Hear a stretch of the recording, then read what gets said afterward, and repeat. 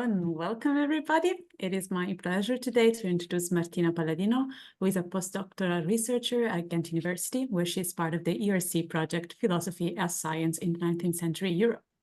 Martina studied Asian languages and culture at the University of Bologna, where she obtained her first PhD in history in 2017. And then she obtained another PhD in religions and philosophies in 2022 from SOAS University of London. Her research focuses on Indian and Iranian languages and cultures, with a particular focus on the cultural and historical background of literary production, and more recently also on the history of media in the 19th century, Indo-Iranian philology. Before coming to Ghent, she taught at the University of Bologna, and in 22-23, she was a postdoctoral fellow in Leiden. Among her publications, I would like to mention especially her monograph, the Sanskrit version of Yasna 1.8, a critical edition with commentary and glossaries, forthcoming for Brill. And today, Martina will present a paper that is something connected to that and is entitled The Sanskrit Yasna and its Philological Project. So Martina, the floor is all yours. Thank you very much, Georgia, for the nice introduction. And thank you, everybody, for having me here and for being here this morning. I will share my PowerPoint now. Wow. Okay. Can you see it? Okay. Good. So today I'm going to talk very briefly about the Sanskrit version of the Yasna, as Georgia already mentioned.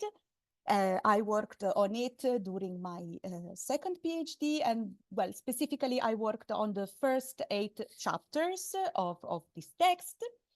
I was part of the Multimedia Yasna project at SOAS.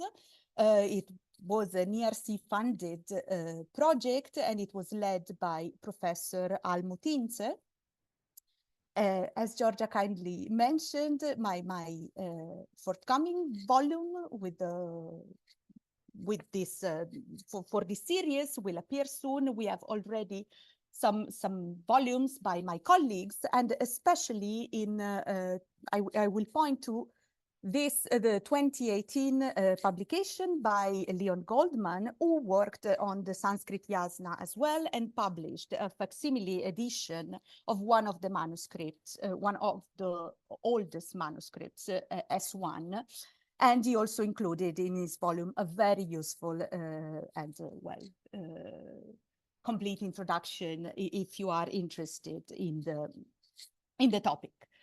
But first, what is the Yasna? The Yasna is the long Zoroastrian liturgy of 72 chapters, which was originally composed in Avestan, an ancient Eastern Iranian language. It is a ritual text where the gods and the sacred objects are called to join the sacrifice. The sacred Indo-Iranian drink, the soma or ahoma, is prepared, and all the ritual actions find their place to maintain the cosmic order created by Ahura Mazda. If you want to have an idea of the Yasna liturgy, I invite you to watch also the Muya film available on the Muya website. This is a 360-degree version of the film in which you can explore the ritual floor. The film was recorded by the Muya team in 2017 at the Dadar Atornan Institute in Mumbai, the last school in which the Zoroastrian ritual is taught. There are not such kind of environments of schools in Iran anymore, unfortunately, and only a few Zoroastrian priests are still able to perform such kind of long rituals. This, for instance, the Yasna generally lasts more or less 4 hours and a half. We also have an interactive version of the film. The film was divided into sections, and there is also a transcription of the texts that the priests recite in Avestan. We have an English translation of it and some ritual instructions in Pahlavi and Gujarati. These ritual instructions are based on the ones contained in the manuscripts, because the yasna was or is still a performance, a ritual. And so some kind of manuscripts include the ritual instructions to be followed by the priests, by the performers. Here is a very short extract. In the film, you can also click on ritual objects to know more about them. We prepared a very short encyclopedia of ritual objects. Moving to the manuscripts, scholarship generally subdivides the Yasna manuscripts in three categories: the liturgical ones, the exegetical ones, and the mixed ones. The liturgical, as you can guess, are the ones containing the liturgy, so all the ritual instructions, which are provided in Pahlavi and Gujarati, as I already said, or also in Farsi, in modern Persian. The exegetical manuscripts, on the contrary, only contain the text of the Yasna, which is generally followed by a translation of it into another language. The mixed one clearly are like a combination of the two types, of the two categories. In the second half of the first millennium of the current era, one or maybe even more than one version in Pahlavi of the Yasna appeared in Iran. Pahlavi is the Middle Persian language that was actually well spoken or used at that time, even for like Zoroastrian ritual texts. So this translation, this Pahlavi version, included a translation of the original Avestan text and also an additional layer of comments to the text, like a kind of exegetical version. Around the 8th century, then, a group of Zoroastrians, later known as the Parsis, moved from Iran to India and settled in Gujarat, in northwestern India. They brought their sacred fire and Zoroastrian ceremonies with them, but at the same time, they had to acclimatize to local circumstances. And around the beginning of the second millennium, they translated their sacred texts into Sanskrit, which was a sort of lingua franca, or like language of culture for North India. The curious aspect is that they decided to translate their texts first into Sanskrit, while their mother tongue must have been Gujarati. Also, the script is different in Gujarati, and we have some Gujarati versions of the Yasna, of translations of the Yasna, but they are just later. Historical records on the migration of Zoroastrian groups from Iran to India do not really exist, like historical accounts, stricto sensu. We only have a legendary account of the migration in the 16th century Farsi poem Keseye Sanjan. So it is a bit later than like the real moment of the migration. It is only with the economic growth of the Parsi community in India that more news on the Zoroastrian presence on Indian soil begins to emerge, certainly some centuries after the most substantial migration. Not only the history of the migration, but also the history of the transmission of the Sanskrit Yasna is very difficult to trace back. The tradition of the Sanskrit Yasna records two different branches belonging to manuscripts 677 S1, the one of the facsimile edition by the Muya project, and manuscript 671 J3. These two manuscripts seem to be the most ancient of those preserved, and they currently represent the most authoritative manuscripts in the transmission of the text. Moreover, as you can see here, like manuscript J3, perhaps the most ancient of the ones preserved, which is now, or even like I think it was brought there already at the beginning of the 20th century, It's preserved at the Bodleian Library in Oxford. This manuscript is fragmentary, and even when the paper is intact, the ink is almost completely faded. It was really very difficult to work on this. The textual history of the Sanskrit Yasna is still very nebulous. And even if in the last years, Professor Alberto Cantera in Berlin has tried to trace back the tradition of this text. For instance, he has identified the Pahlavi manuscript 510 K5 as the one which served as model for the translation into Sanskrit. The Sanskrit version is traditionally attributed to Neryoseng, a mythical figure, author of treatises and spokesman for the community that had just moved to India. His name is also mentioned in some manuscripts with the Sanskrit translation.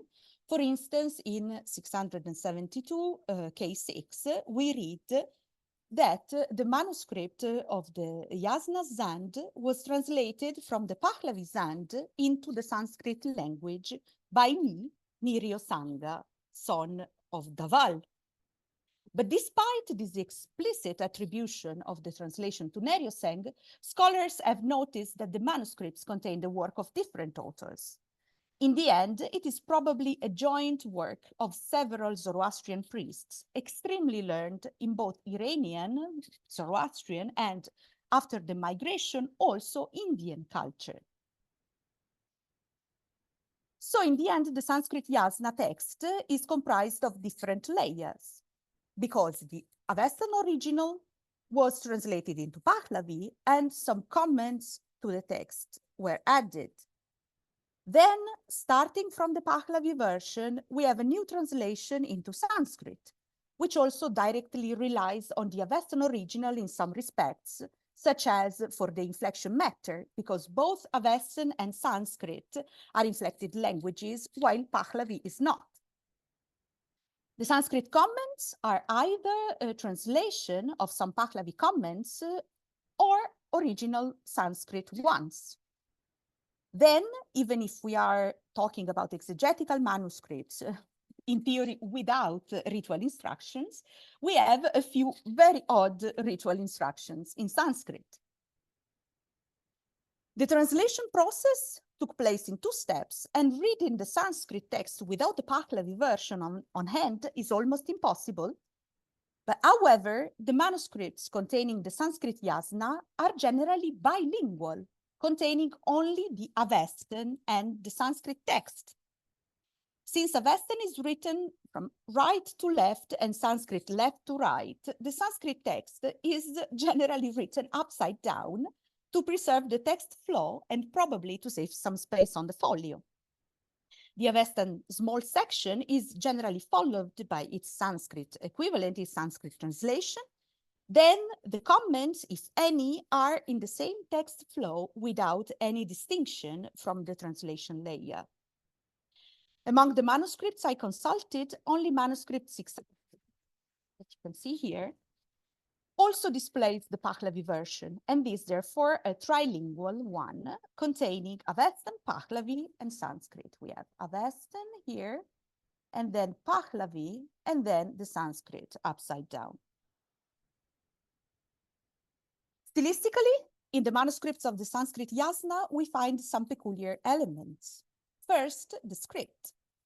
The Sanskrit text is written in a particular kind of Nagari script, which is generally used to write Sanskrit, that has been called Parsi Nagari specifically.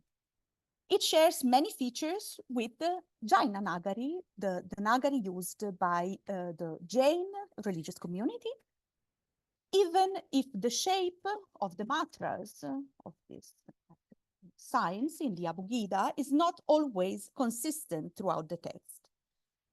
Moreover, in the text, we find also some typical Jain graphic elements, such as wheels, the chakras, and flowers. But why this Jain influence on the Parsi Zoroastrian writings? Well, the Parsi community settled in Gujarat, and at the beginning of the second millennium, Gujarat was a dominant Jain state.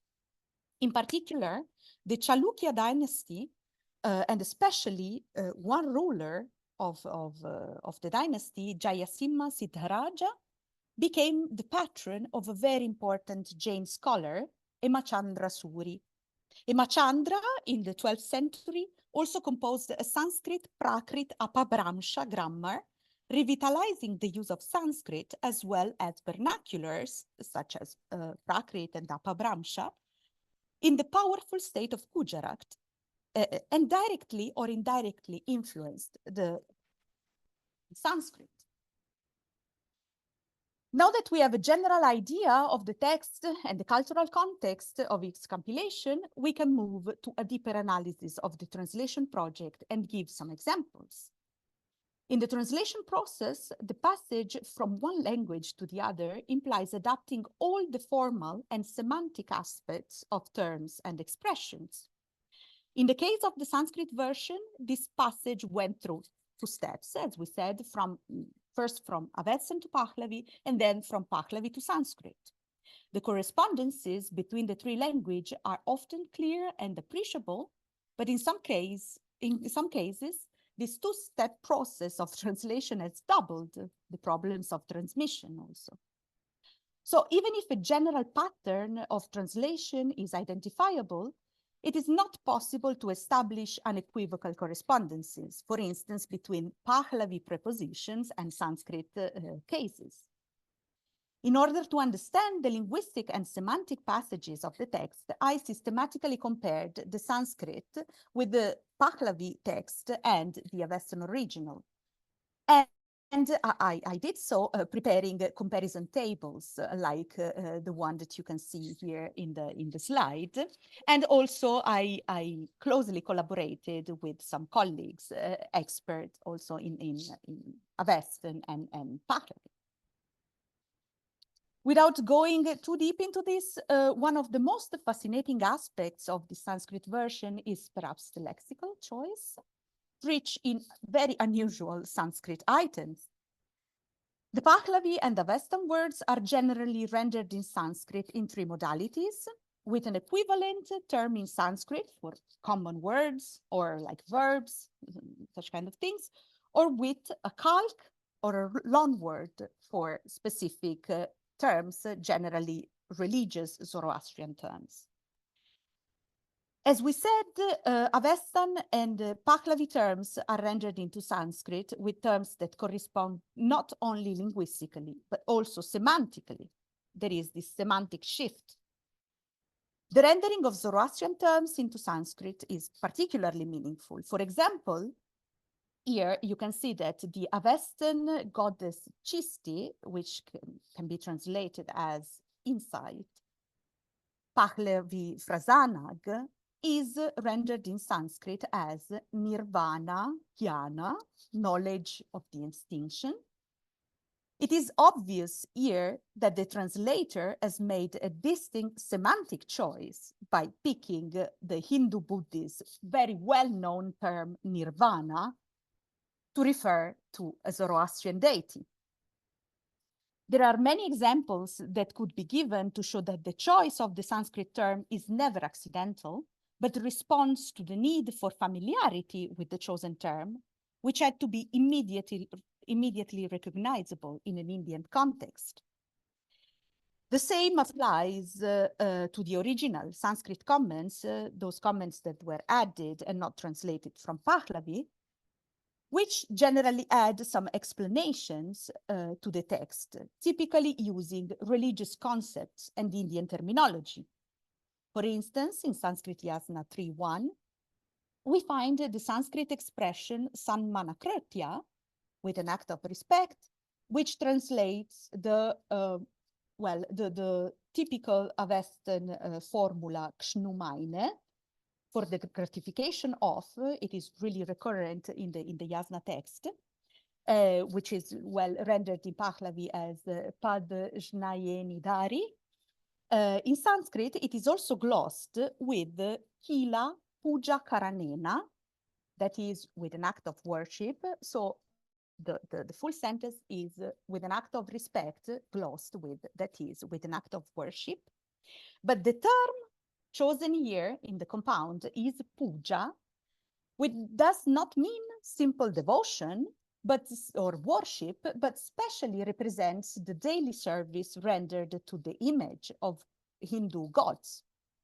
Certainly, the focus is on the worship of the image, but service to the deity also includes washing, dressing, and feeding the idol in a manner that is really typically Hindu. Here, then, the term is glossed in a way that may sound familiar in an Indian context, where the practice of puja was clearly widely known. Now, I would like to show you a full example directly drawn from the text. I worked on this example with my Muya colleagues, Céline Redard, now in Strasbourg, expert of Avestan, and Benedict Peschel, now in Berlin, who extensively worked on the Pahlavi version. So here we have the second stanza of the Sanskrit Yasna, and I picked this example for various reasons. First, well, here it is a list of the Ameshas pentas. The Ameshas pentas are some entities, well, not better defined in the Yasna, which generally follow Aura Mazda. In the last portion of this text, you can see here the name Ameshas penta inflected in Avestan, which is then rendered in Pahlavi as Amaraspandan.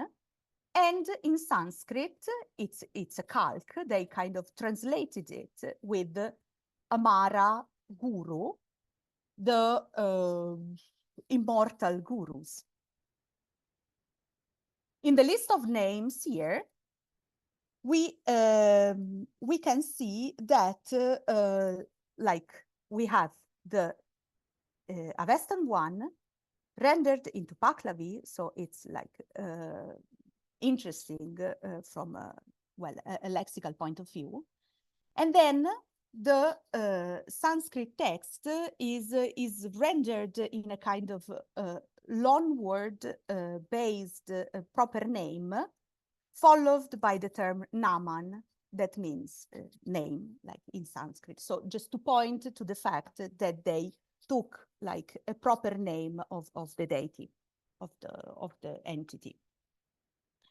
In this case, for instance, Guahmana is closer to the Pahlavi rendition of the name Wahman, because it's typical, like the sound wa is generally rendered as gva in Sanskrit, in Parsi Sanskrit, so it follows perfectly the pattern, while the name of the Avestan deity, Vohumana, well, here inflected in the dative singular, is a little bit more distant, sorry. While here, in the second name, Ashavaishta, Pahlavi Ardvaisht, the Sanskrit Ashavaista is perhaps closer to the Avestan form, because the Pahlavi includes this R sound that is completely absent in Sanskrit. Then all the Sanskrit names of these entities are glossed. There is a gloss following each name. And well, probably to specify the attributes of those specific Ameshas pentas. In the comment, we always find Amara as the first word, pointing to the Amara Guru, so just pointing to the fact that it is Ameshas pentas of the immortals. And then they are always associated with, well, the first one with cows and cattle, element, 7 metals, earth, waters, and plants. These comments were probably added to add information on the Ameshas pentas for like Indian readers. The association with the elements is for sure taken from Pahlavi literature, perhaps from, well, the third book of a specific text, the Bundaisian. But generally, well, it was probably part of Pahlavi common knowledge. I would also point to the final comment. The stanza is followed by this long comment in Pahlavi, which was then translated into Sanskrit. We can see here like almost word by word translation. Well, it's a very good example of this. Even if the meaning is slightly different, the Sanskrit really followed the Pahlavi syntax also, showing like, well, this points to the fact that the Sanskrit syntax in general in this text is very unnatural because it strictly follows the Pahlavi one. Well, this is very quickly an example of the work I had to do on the text. I would like to close this short presentation with some methodological remarks on the editing of this super peculiar text. First, the text of the Yasna is very similar in all the manuscripts I consulted. So there is no real need of reconstructing the text because it is more or less always the same. The main aim, so, of a new edition is to address other significant points strictly connected with the context of the text compilation, and by situating it within the history of the Yasna, of the Zoroastrian tradition of the Yasna, and for the first time, pointing out the socio-cultural factors that have characterized the process of translating the Yasna into Sanskrit. Since the history of the Parsis and of the Sanskrit versions of the Zoroastrian texts are still not well understood or known, there is a great deal of information that can be drawn directly from the analysis of the text. And to fulfill such a task, following also methodology, I have developed my own methodology that could help in approaching such a peculiar text and, well, reading it from a synchronic and diachronic perspective. All the variants in my edition are displayed in the critical apparatus.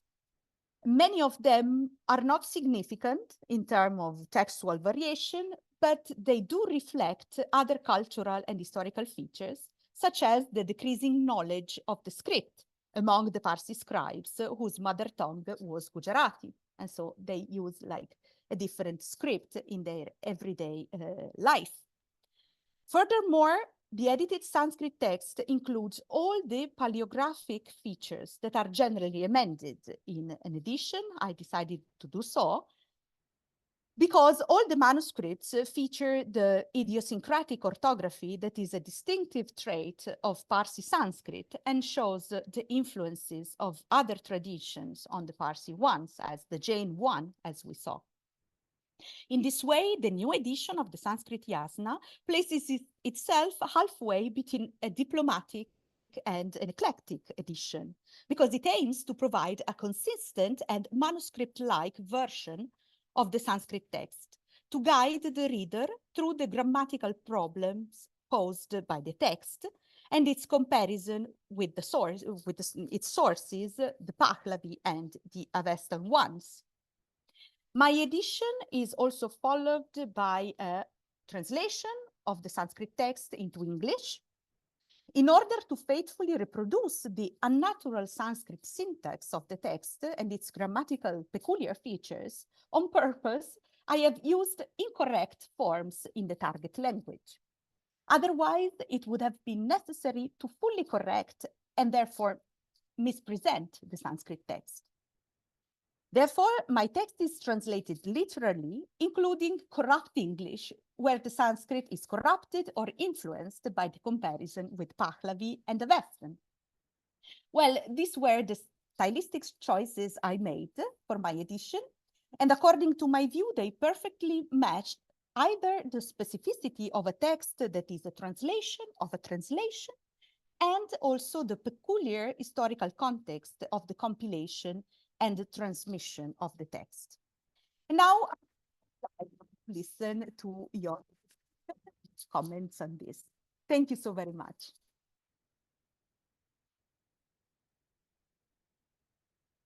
Thank you very much. And, I'm sorry, I was a bit, long. Sorry. No, it was perfect.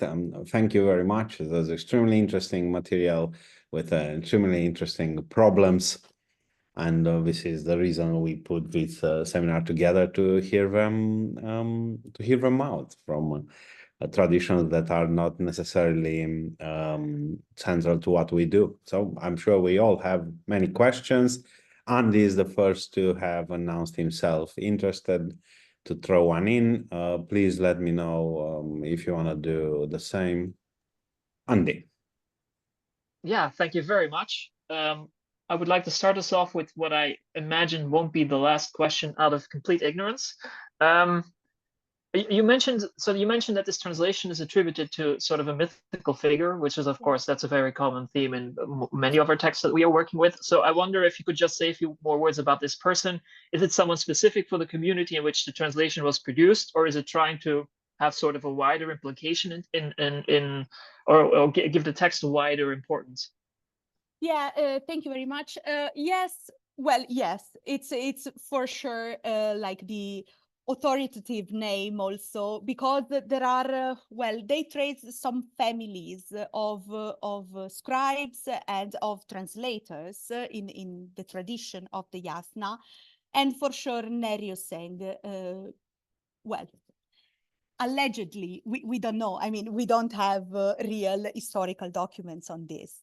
But he belonged, being also the son of Daval, this family was actually an important family of Zoroastrian priests, so very learned in the Zoroastrian ritual, and also very learned in languages, so Iranian and then also Indian ones. In this text on the migration, I mentioned the Essay Sanjan. Nerioseng is really like, they have a spokesman. When the community arrives on the shores of Gujarat, they asked the local Raja to, well, if they could settle there, very basically. And the spokesman was, like the legend says, that Nerioseng was the representative for the community. And the Raja, well, welcomed them and said, yes, you can come, but you need to integrate. So actually, you must also adopt Indian languages to live in India. And that's why, you know, all these translations into Indian languages started. Well, another text that is like called 16, Shodasha Shlokas. So it's like 16 verses are also attributed to Nerioseng, like a poem composed directly in Sanskrit. I do not believe this poem really belongs to the Parsi tradition. I think it belongs to another, well, another community. They are called Shakadvipiya Brahmanas. I studied them during my first PhD. And at some point, these two communities probably met in North India, and they exchanged some textual and well, religious features. They borrowed each other's elements, I would say, like textual elements.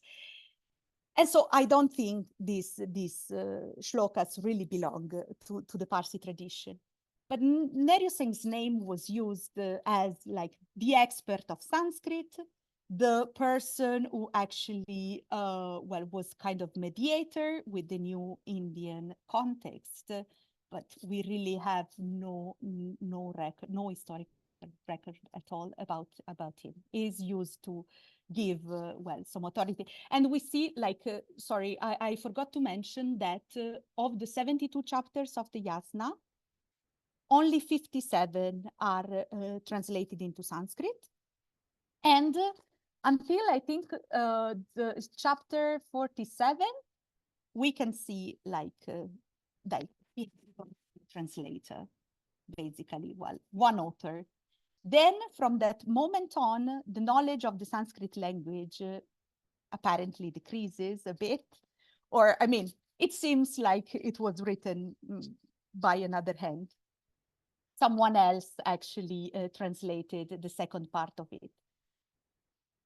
There were two authors. Some scholars also said that maybe the son of Neryoseng,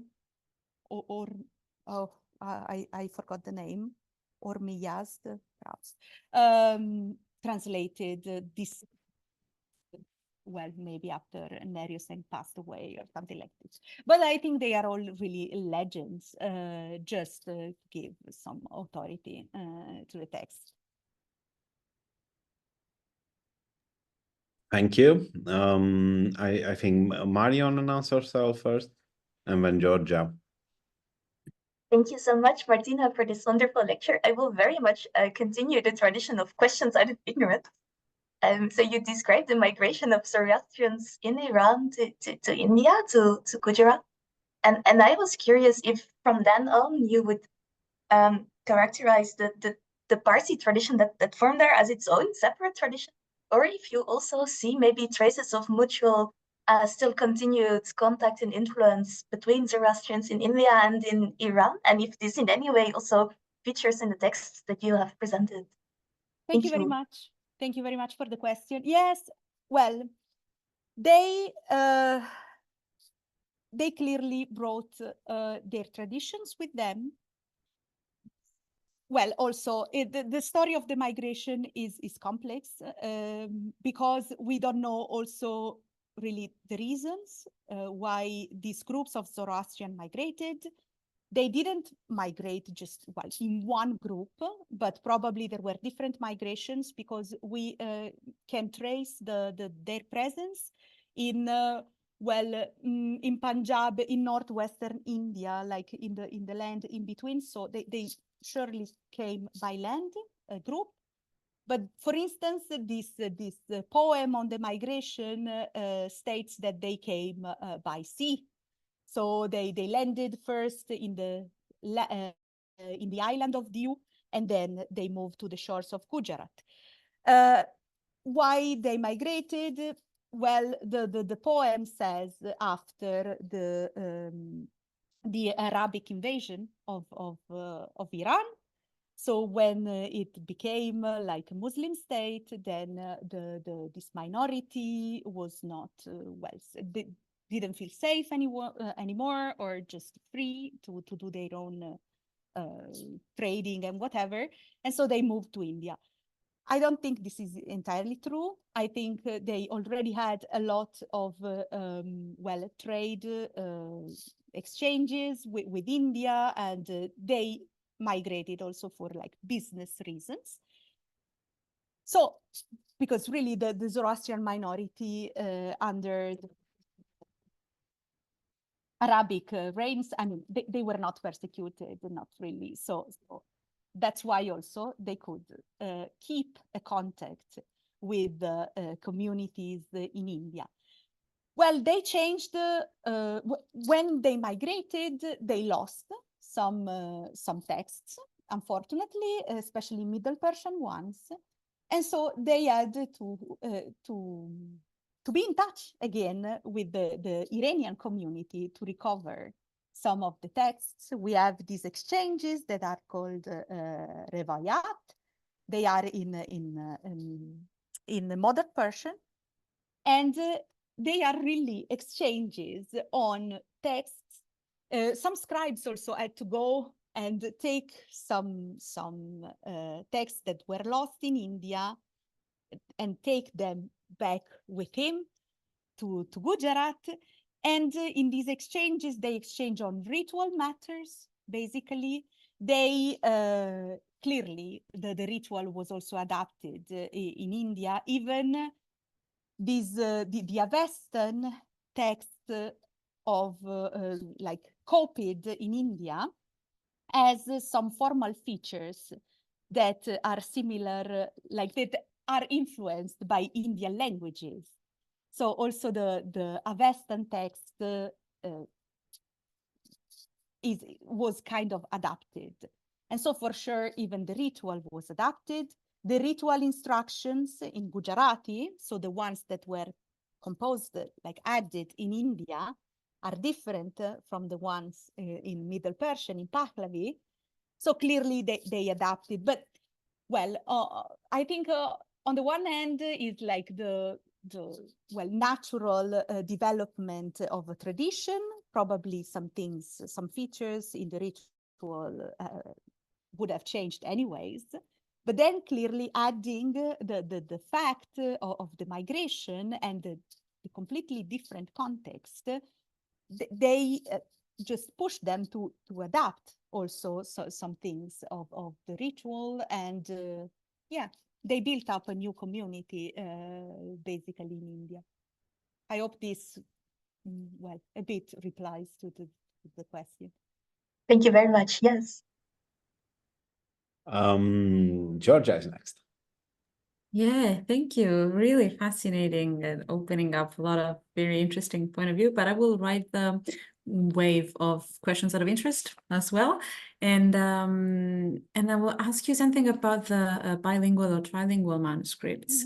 I was wondering how common that is, especially to write upside down, and how do you imagine that happening? Is it the same person writing in 2 or 3 languages and changing, or how do you see that?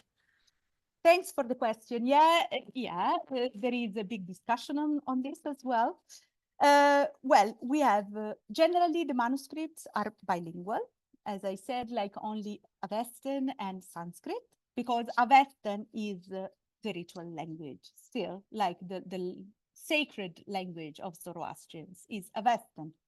So, well, I suppose it has to be present in the manuscript as like the authoritative sacred language. Then, well, the Sanskrit was, well, we have the Sanskrit manuscripts with only Sanskrit, this trilingual with all the steps like Avestan, Pahlavi, and Sanskrit. But we also we used to have, like, unfortunately it's lost, this manuscript, which was also dated 15th century. So it was really, really important. It was, again, a trilingual, but it was including Avestan, Sanskrit, and Gujarati. So old Gujarati better, because there are also some versions of the Yasna in modern Gujarati.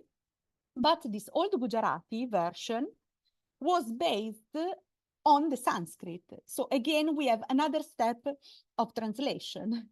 The Avestan, then Pahlavi, then Sanskrit, then Old Gujarati, let's say, yeah, in the 14th, 15th century.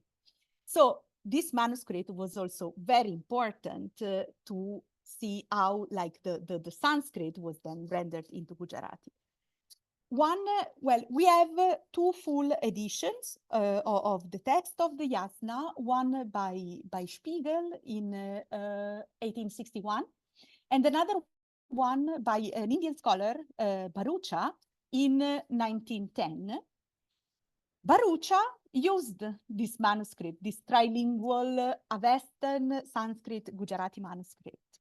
So we actually have the variants, or some of the variants, because unfortunately their apparatus is not complete. But yeah, so we can also see the Sanskrit of this manuscript.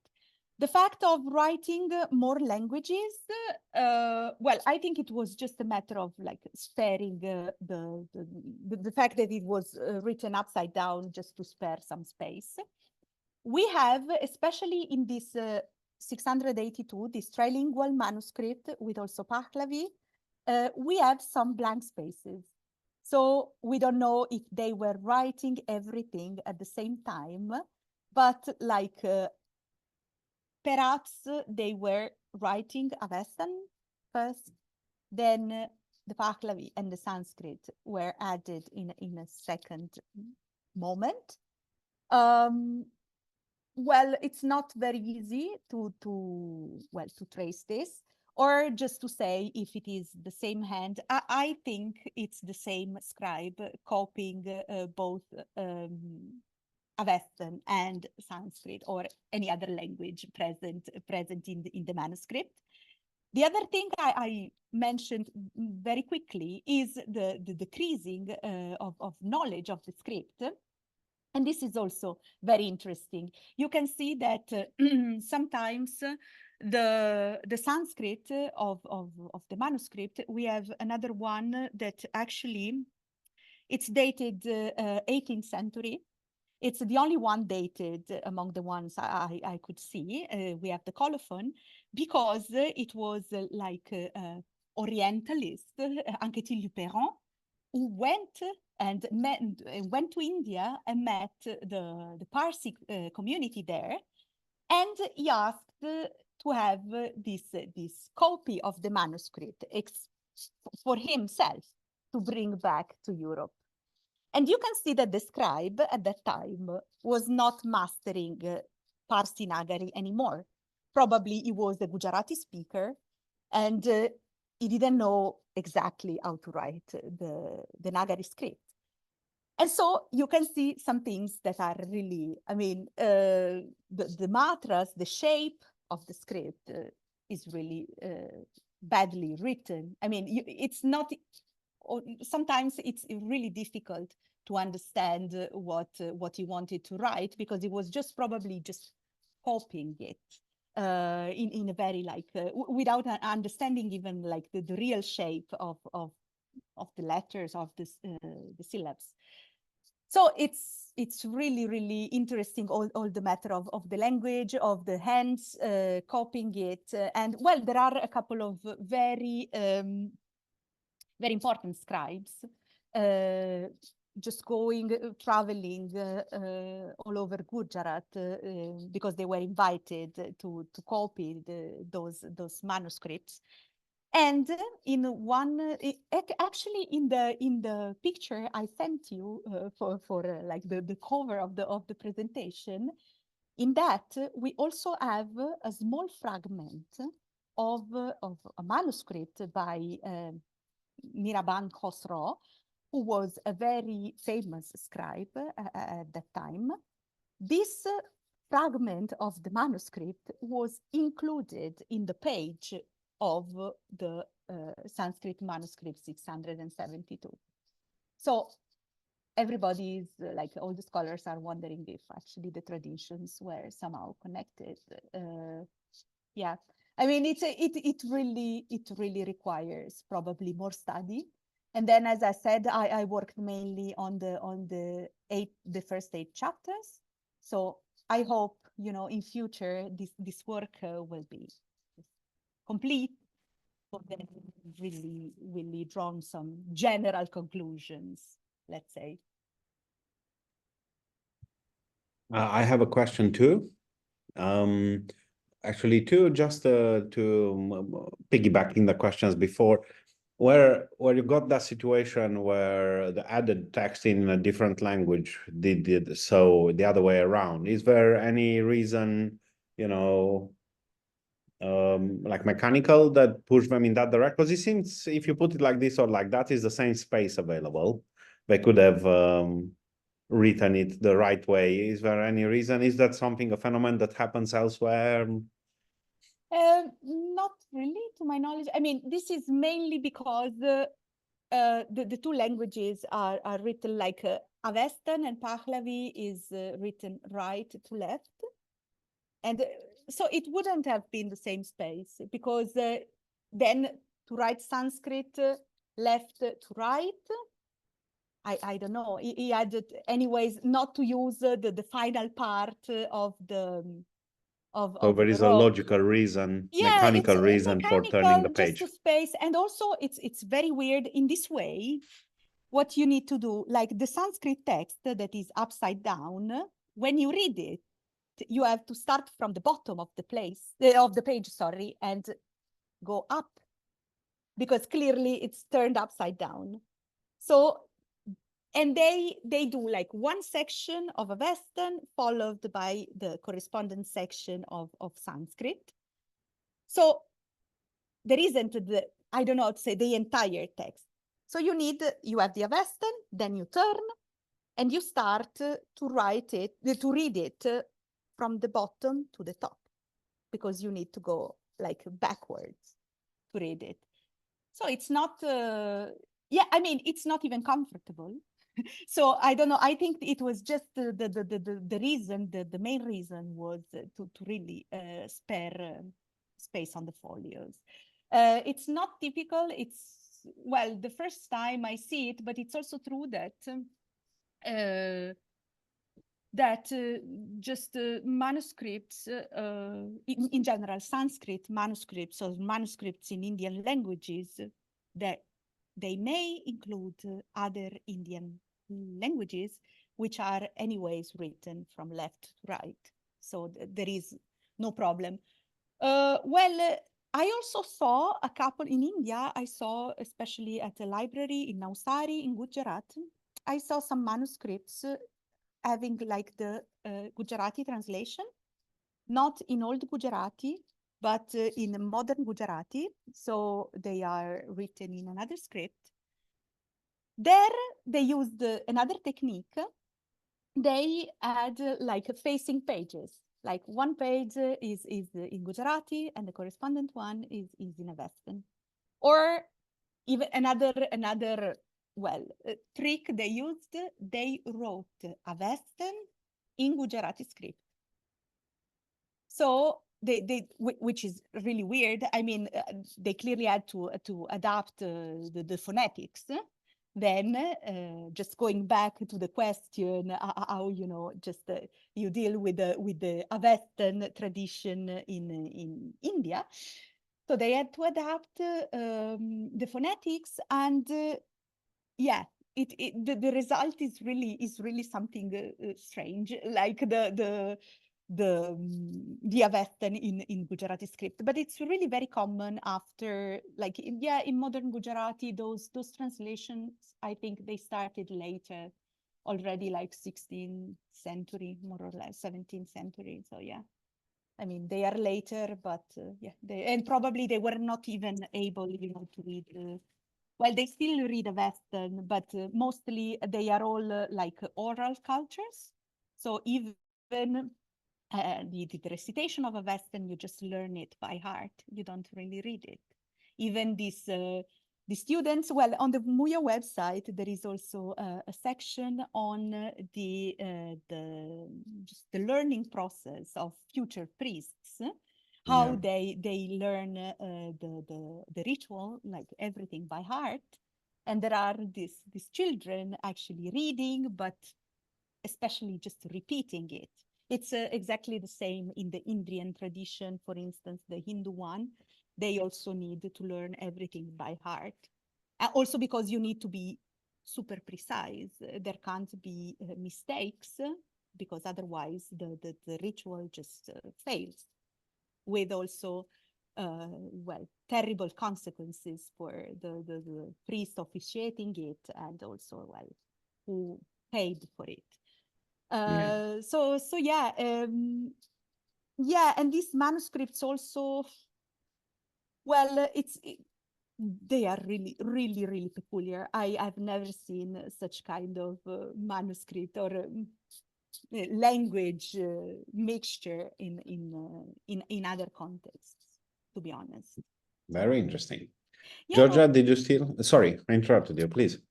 No, yes, I agree. I mean, I was really fascinated by all this. It was very difficult to deal with these materials, but super interesting. Sorry, Georgia, go on. Go ahead. No, it was just a small follow-up, but you partially started to address that already with the final answer. So this manuscript, if I understand correctly, were mainly written, like they're for the liturgy, you said, right? But not to be used in liturgy, and not even to study the liturgy, but rather to preserve it.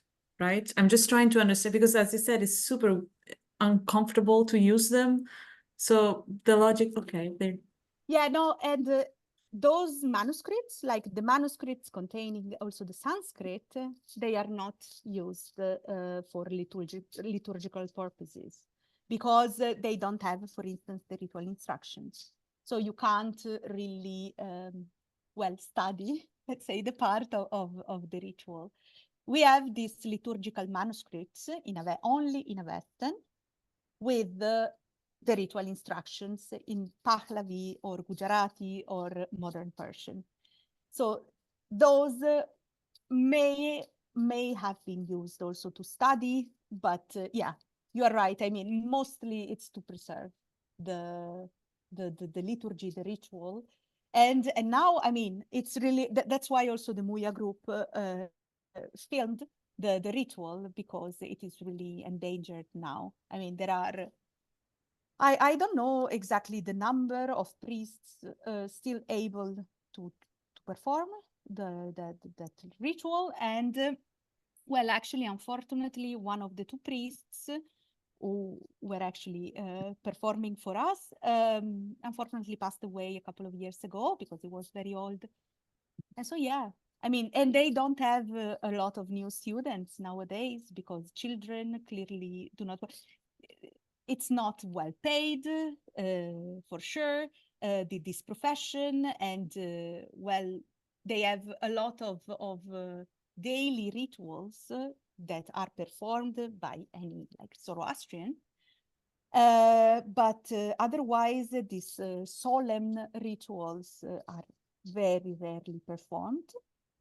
And another thing I would like to specify is that, well, for us, they performed in the school that I mentioned, this Dadara Tornan Institute, because generally, well, the Temple of Fire, it's a place that we can't access. If you're not Zoroastrian, you can't enter a fire temple. So also this was really weird in recording the ritual, because they had all the ritual objects, everything was set in place like a real ritual, but it was not sacred, it was not effective, because we were not in a fire temple. So this is also like the other ritual aspect. But yeah, no, Sanskrit, and also, well, this leads also to a bigger question: why translating it into Sanskrit? Because clearly Sanskrit, it's not a ritual language for them, and it's not even like, mediator, because also when they were translating into Pahlavi, it was understandable. It was like the language of the Sasanian Empire. So, well, they had this exegetical version to be also understood by the Zoroastrians themselves. But in Sanskrit, I mean, it was not used for ritual purposes. Scholars generally say that it is impossible that they wanted to reach out other communities. I think that, on the contrary, it is really possible that they wanted to engage somehow, not in a dialogue, because like the Parsi community has always been kind of isolated in India and still is. I mean, they do not really exchange with other religious communities. But who knows, maybe, you know, just at the court of well, big rulers that also had to kind of protect the community in India, maybe they wanted just to present their own liturgy, their own religious concepts in, let's say, an Indian shape, like with terms and religious concepts that could kind of sound familiar to the other Indian communities. So it's really, unfortunately, the lack of historical information on all this is still a problem. I mean, we can retrace something from the text itself, or just, well, have some hypotheses, but otherwise. it's really, really difficult to have a final word on it. Yeah. I think Marion has another question, please. Thank you. Yes, just very quickly, because you mentioned the context between the different groups. Earlier, when you discussed the script, you said that the Parthi Nagari is similar to the Jain Nagari, and I wondered if that also to you suggests that these minority groups perhaps were more in contact with each other than with the perhaps, let's say, overarching majority culture in the region. If this says anything about real life interactions between the different groups as well. Yeah, thanks. Yeah, I totally agree, for sure. I mean, they were neighbors, for sure, because they were both living in Gujarat, and we are sure about that. So clearly there were a lot of influences, and also this new grammar of Sanskrit kind of revitalized the use of Sanskrit. There is also this big question, like, at some point, all the religious communities in India were using Sanskrit, and then they switched to vernacular languages. It's really like, it's a tendency. Sheldon Pollock wrote about it, like the Sanskritization of all the religious communities at some point, and then again the vernacular switch afterwards. So I wonder if, like, at some point, also the Parsis felt like the need of writing in Sanskrit, because, you know, every religious community was doing that. And the Sanskrit they had, the closest Sanskrit they could see was actually this one, this Hemachandra one, this Jain one in the Gujarat state. And so I think they just adopted that because it was like the proximity, like geographical one, I would say. And also probably, yes, they were for sure in touch somehow. But now the point is, like, all the scholars say, yes, but they didn't have to prove anything to the other communities, and they were not interested in, like, in other religious beliefs, basically because they were Zoroastrians. They had just keep up the Zoroastrian tradition. They brought from Iran. They are very proud of, they were very proud of this millennial tradition brought from Iran. So why they wanted to interact? I think on a social level. That makes sense. Yes, thank you. Thank you. And for a last question, to round it up, Andy. Yes, I have it's a very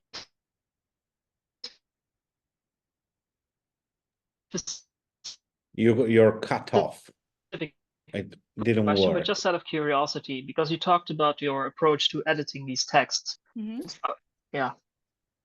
Is it, my connection is, I don't know what's that. Are you, yeah, can you hear me? Okay.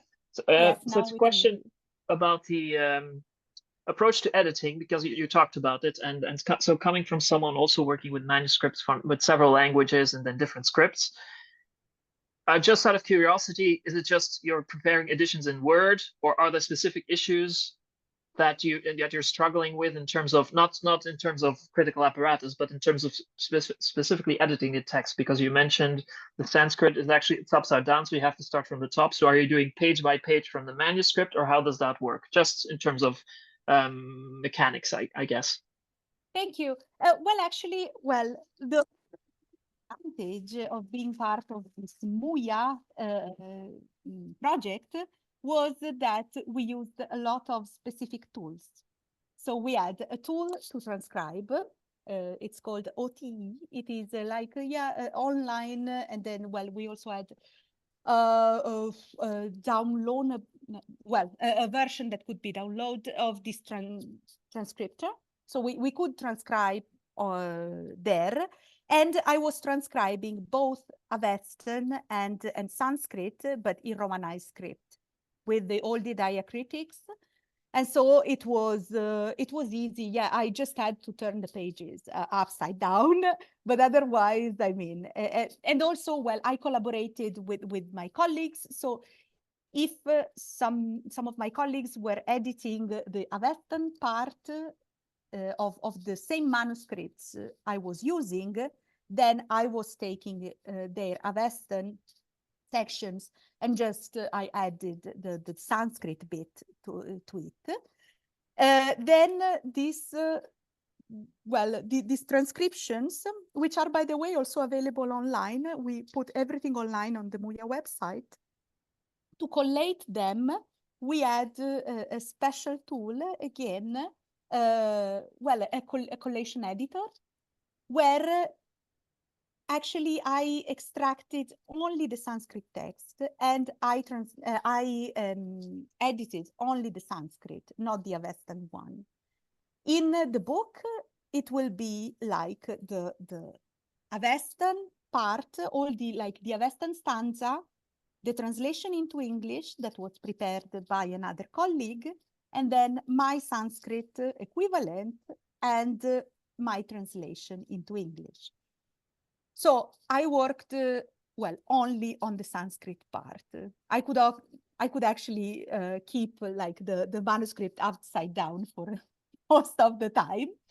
And then also this edition, I collated it on the editor, and then I extracted again my collation to be put. Well, we prepared camera-ready volumes.